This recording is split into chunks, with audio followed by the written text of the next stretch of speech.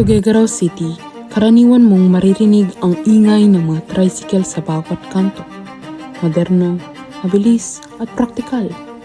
Ito ang simbolo ng kasalukuyan.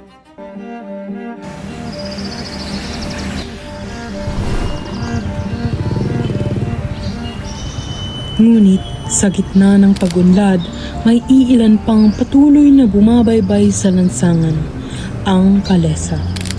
Isang tahimik na paalala ng ating nakaraan.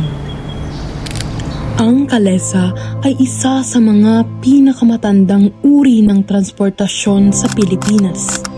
Noong panahon ng Kastila, ito ang pangunahing sasakyan ng mga tao, mula sa mga ordinaryong mamamayan hanggang sa mga mayayaman. Sa ibang lugar, tulad ng Vigan, nananatili itong simbolo ng turismo at kultura. Ngunit dito sa Tuguegarao, unti-unti na itong nababawasan.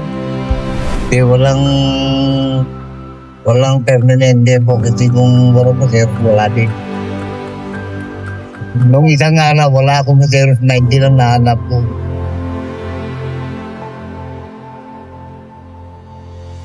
No choice na, wala ko alam na trabaho, no choice na eh. Hindi talak.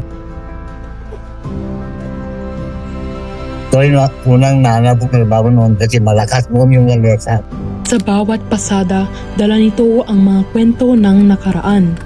Ngunit dahil sa modernisasyon, mas pinili ng marami ang mas mabilis at mas bagong transportasyon. Kapag tuluyan itong nawala, isang bahagi ng ating pagkakailanlan ang mawawala rin.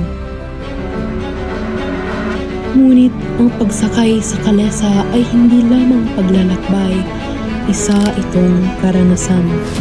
Mabagal man ito kumpara sa ibang sasakyan, nagbibigay naman ito ng pagkakataon upang masdan ang lungsod sa mas mapayapang paraan.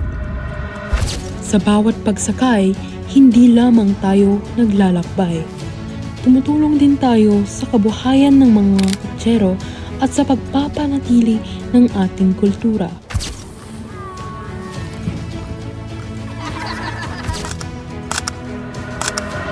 Ang kalesa ay hindi lamang sasakyan. Ito ay buhay na pamana, isang paalala ng ating pinagmulan. Sa isang lungsod na patuloy ang pag-unlad, naway hindi natin kalimutan ang mga yapak ng kahapon. Suportahan natin ang kalesa ng Tuguegarao, subukan natin itong sakyan at ipagmalaki ang ating kultura. Dahil ang pagpreserba ng kultura ay hindi lamang responsibilidad ng iilan, ito ay responsibilidad natin lahat.